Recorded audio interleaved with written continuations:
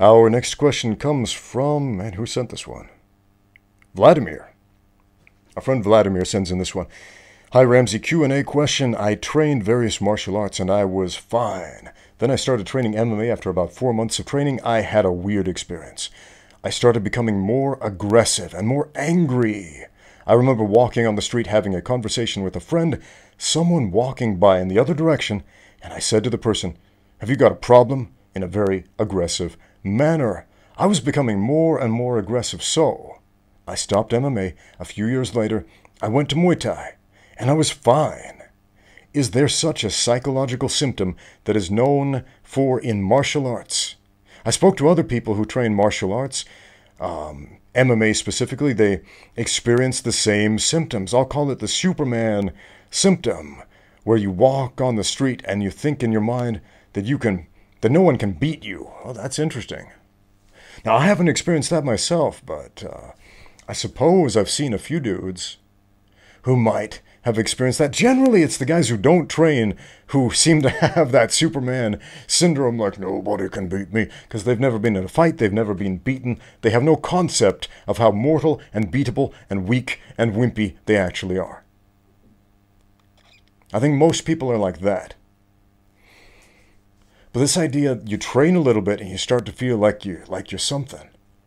I got a question a few years back, maybe 3 years ago. This guy told me about a friend of his who went to China, came here to China to train in Tai Chi, and he went up in the mountains and trained with some monks for like 3 months, and he went back and he was like, "I am now the all-wise, knowing Buddha of martial arts." And he just became a big know-it-all jerk, and nobody liked him.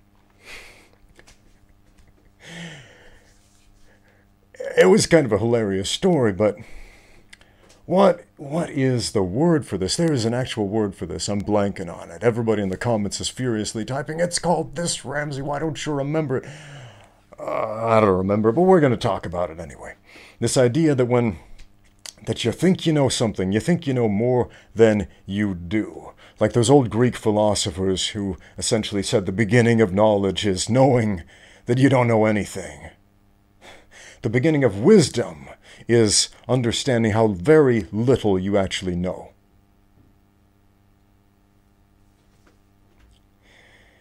And there's a big difference in what a novice thinks they know and what an advanced practitioner actually knows. There's also a big difference in what somebody who's never been in a fight thinks they know and someone who's been in a lot of fights actually knows. And I think people who've been in a lot of fights tend to be a lot more cautious about the streets than people who've never experienced any level of real violence. When you've been hurt, physically hurt quite badly, and you've had your little bubble popped and you realize you're killable, you're weak, you're soft. You can be snuffed out just like that in an instant. And it doesn't even take somebody good to do it. Just some schmuck running up behind you, hitting you in the back of the head with something hard. That'll do it. No matter how much you know, how much you train. Some idiot with a gun, pointing it in the wrong direction, squeezing the trigger a little too much. That'll do it.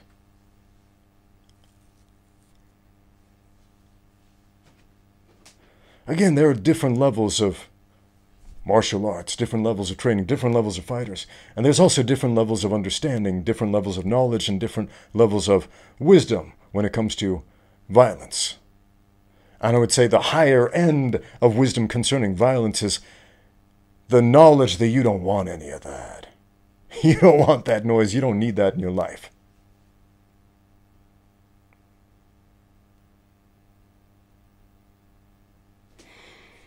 So if you're walking down the street after your MMA class, I did some takedowns and arm bars and hit the heavy bag a little bit today, so I'm all set in case some street punks jump out here and that'll be it. If it makes you feel good, great. But you notice something, it didn't make you feel good. It made you feel negative. It made you feel like, aggressive in a way you didn't like. That's interesting. I don't understand that because, again, that hasn't been my experience. And I don't know very many people like that, who weren't already aggressive in the first place. And generally, those guys tend to mellow out. Man, I've met some big, strong, athletic dudes who come to the gym and train, and then they get mellow after training. They're like, dang, this is like yoga to me. I feel so peaceful afterward. Literally the opposite experience. I wonder if it's the gym you trained at. I wonder if it's the specific training partners you had. I wonder if it was the coach. There was a certain coach that I knew, and he was not a good dude. He was a bad guy, man. He was a straight up criminal. Just straight up evil. And his students came into that gym, and they were nice kids. And they left that gym as jerks, acting just like him, emulating what they saw.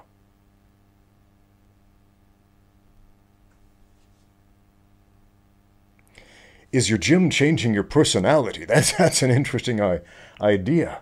Does your gym change your personality? Or more specifically, does it change your personality for the worse? If so, there's something wrong with that gym. There's something wrong with that coach or that program. Most likely. Because as you mentioned, you went to a different gym. Different style, Muay Thai, striking. Why should it be so different? You do a lot of the same things. You hit, you punch, you kick, you spar. You work the bags, you do all that stuff. You train.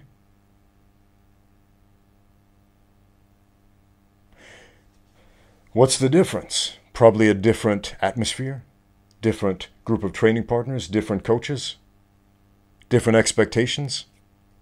So you're getting different results. I'm always asked, almost every day, Ramsey, what's the best martial art? Fill in the blank. Or, Ramsey, how good is martial art A for fighting? How good is martial art B for fighting? And what's really happening is they live in a town, they've got a karate school and a taekwondo school, and they're asking me, which is better, karate or taekwondo? And I tell them, look, you're going to have a radically different experience. If you go to 100 different taekwondo schools, they're all going to be different. You go to 100 different karate schools, your experiences will all be different. These two in your hometown, I don't know what they are. Go to both of them, because the karate coach might be awesome, the taekwondo coach might suck, or vice versa. Or there might be some idiot training partner at the karate school who is going to give you a hard time and challenge you on a level you're not ready to be challenged at, and a guy at the taekwondo school who might end up being your best friend for life. You don't know. Go check it out and find out.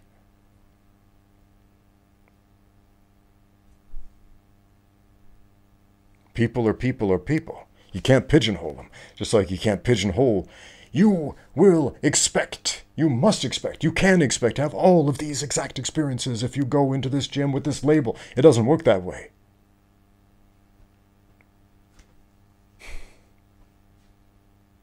So I don't know how to address this question. Now, I'm trying to think back, because I've been training in martial arts for a very, very long time, for decades, man, for decades and decades and decades. For most of my life. And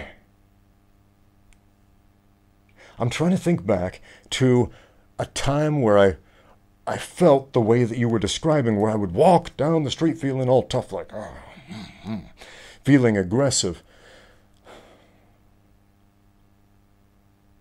I think I had that experience the most training in traditional martial arts, training in taekwondo and karate.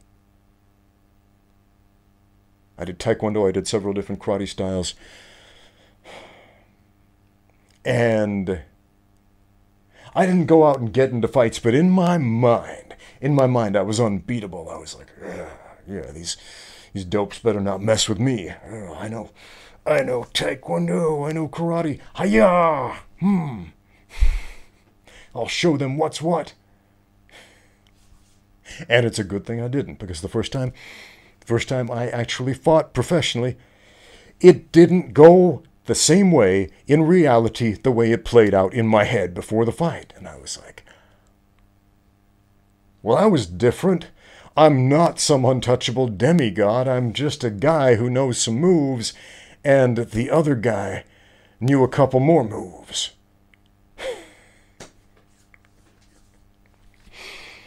Someone always knows more. Probably the wisest thing Mr. Miyagi from the Karate Kid series ever said. Someone always knows more. The context of that quote. Mr. Miyagi's telling Daniel LaRusso about how he got beat up, also as a child.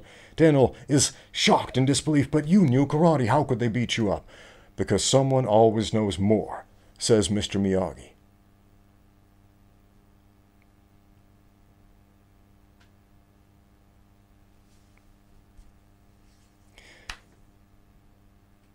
If you're not a wise person, maybe you are, maybe you're not, but if you're not a wise person, at least cling to that a little bit. Somebody always knows more than you.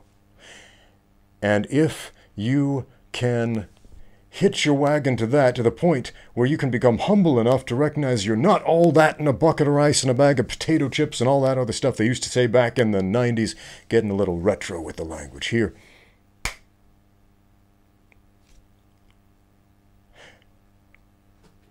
Then you can keep yourself in check.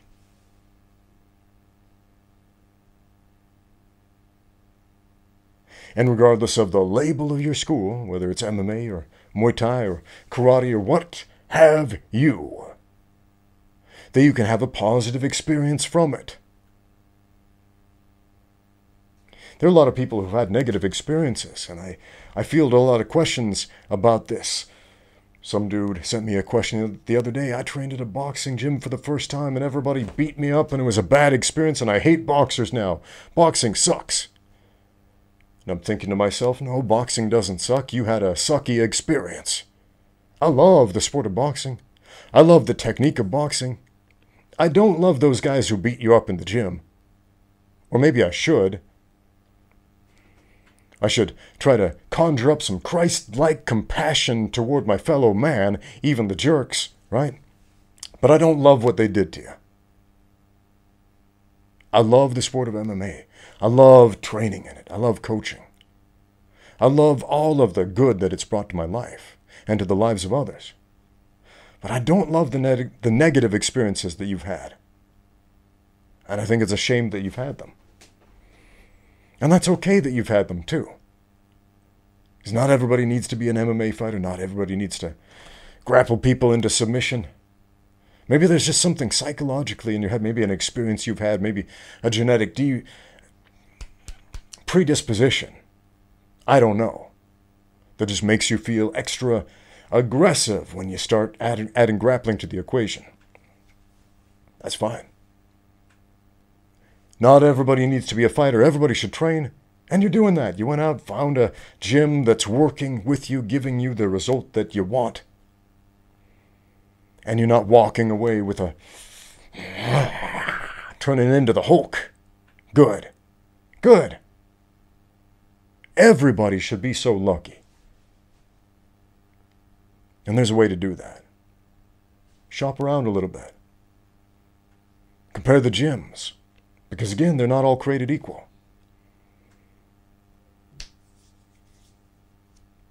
Thanks for watching. Now get out there and train.